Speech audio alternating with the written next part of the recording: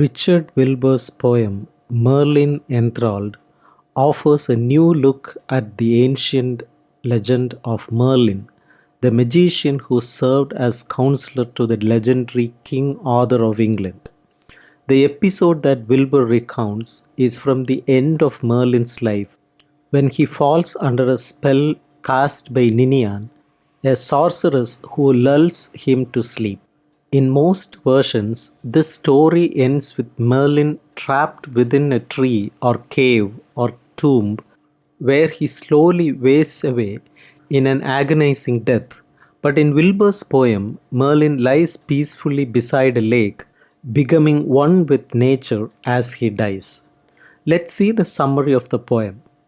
At the start of the poem, the knights of the Round Table are already aware of Merlin's disappearance. The first few words, after a while, indicate that they have waited for some word of him or for someone to lead them into action. The fact that they have no clue about where to begin looking is made clear in the first line, which specifies that they are aimlessly riding. The reference to their drained cups shows that the knights have held off their search until their drinks were finished. In line 4, the lack of any unnatural sound presents readers with a paradox. If unnatural is taken to be a bad or threatening thing, the sort of mischief an evil sorcerer might perpetrate, then its lack is a good thing. But if Merlin himself is considered something different than nature, then the lack of unnatural sound might indicate that he is dead. In line 5, mystery is personified. The word is usually used to describe a mood, but Wilbur gives it human characteristics. It watches the way a person would watch, and it darkles, which is the action of making things dark or mysterious. In line 7, mystery is said to have a voice, which is the sound of the wind through the leaves. Line 8 describes the squirrels as making an alien sound as they chase each other. They are contrasted with ancient trees that are solid, still, and steady. The third stanza refers back to the distorted reality frequently implied throughout the poem. Wilbur does not describe for readers what it is that might have had the knights stop or what they felt that made them suspect that Merlin might be near the edge of the lake. Instead, the poem describes this feeling in line 9 with the vague word something. Stopping and being still for once, the knights pay attention to the small things of nature that they might ordinarily be too busy to notice, such as frogs and insects. Line 11 describes the bucks skating on top of the water and states that the top of the water is shut as though nothing could penetrate it. In line 12, the sun is described as hot enough to dry out algae on a log. Ninian is revealed in the fourth stanza. As with other aspects of the poem, her presence is implied rather than directly explained. The knights do not directly encounter Ninian, nor are they told that she is behind Merlin's disappearance. Instead, one knight, Gawain, thinks that he hears a white-horned deer say her name, but he is not sure. Wilbur goes on to directly explain Ninian's actions, leaving a question about whether the details in stanzas 4 and 5 represent what really happened or if they are just what Gawain imagines.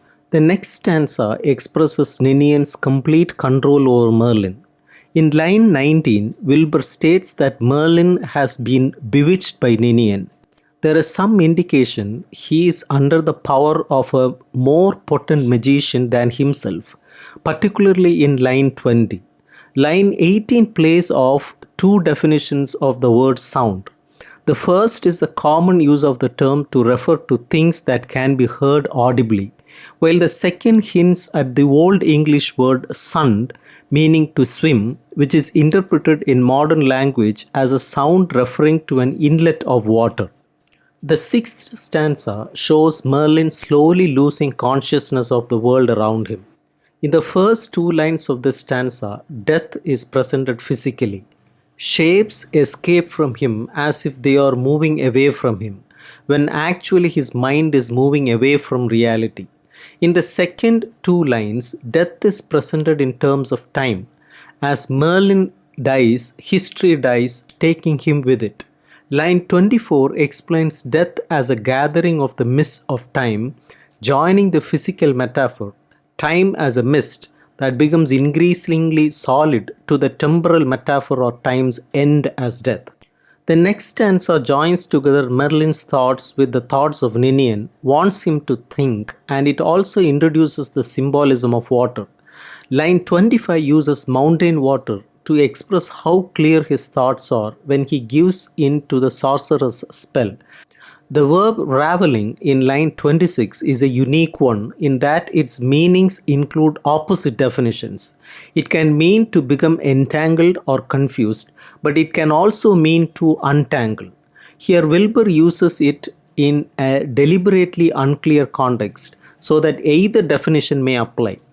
Calling the dream deep and transparent in line 26 draws a relationship between dreaming and water. This relationship is punctuated in line 28, in which the relationship between Merlin and Ninian is metaphorically compared to that of a river to the sea. The break between lines 26 and 27 draws attention to the unusual time sequence. A dream usually does not exist until one is asleep, so it could not have called out to Merlin to sleep, except in the strange mix between reality and magic that Wilbur has created in this poem. Line 29 presents two ideas that challenge the reader's sense of reality. Fate, an abstract concept itself, is said to wish fate, and dreams, a product of sleep, are said to wish sleep for themselves. The poem uses complex language here. In line 30, the word forsaken implies that these impossible situations make sense to those, like Merlin, who have not been abandoned. In doing so, it turns readers' sympathies around. Merlin, who may have once seemed victimized by Ninian, seems fortunate to be joined with her, while Arthur, the powerful king, seems helpless and confused. This stanza ends with Arthur mentioning his hand, drawing attention to his physical power as well as his power as the reigning king. The word hail used in line 33 means both physical might and also in Old English to pull or drag.